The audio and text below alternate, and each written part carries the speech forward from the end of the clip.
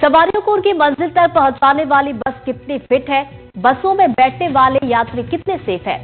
अशोकनगर की घटना के बाद अब ऐसे सवाल उठने लगे हैं। एमपी की सड़कों पर दौड़ रही बसों का रियलिटी चेक करने अब एनडीटीवी की टीम खुद ग्राउंड जीरो पर है। आगर मालवा से हमारे संवाददाता ने जो रियलिटी चेक किया है वो आपको दिखाते हैं। काफी सारी चीजें देख रहे हैं इसमें। जो फायर एक्सटिंग्विशर आपने हालांकि लगा रखा है, लेकिन जो जगह है उसको ठीक नहीं है।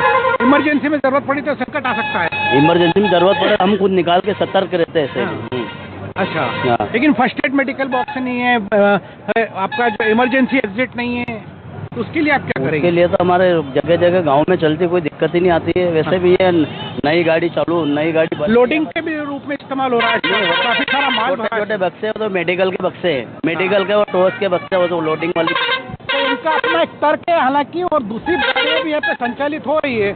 इन गाड़ियों को भी हम देख समझ लेते हैं कि आखिर इन बसों में किस तरह की स्थिति। एक बस और है या जा रही है गंतव्य स्थान की तरफ। काफी सारे यात्री आप देख सकें ठूस ठूस के भरे हुए हैं। आप निकलने के लिए भी जगह यात्रियों को नहीं मिल पा रही है इसमें बस में से।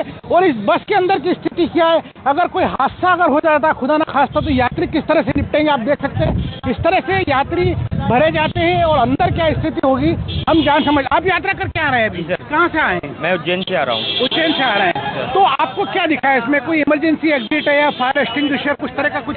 ऐसा तो कुछ भी नहीं दिखा है। हाँ, है ना। और सब बढ़िया है। वैसे तो आजकल यही बस चल रही है, प्रशासन को सोचना चाहिए, इस पर ध्यान देना चाहिए। जैसे कल मेरे जिले में, शिवपुरी जिले में एक चलती बस में आग लगी, वहाँ सभी सुरक्षित बच गए। पर वो सभी बसों को एक जागरूकता आनी चाहिए कि इस तरह का माहौल ना हो, दुर्घटना से बच सके। मैं अहमदाबाद से आ रहा हूँ और ये बस जलने का जो कारण है ये ओवरलोडेड ही होता है। एसी के अंदर ये लोग गैस टाइम से पूरा भराते नहीं है और पब्लिक ज़्यादा लेते हैं, तो ये डर तो बना ही रहता है इससे।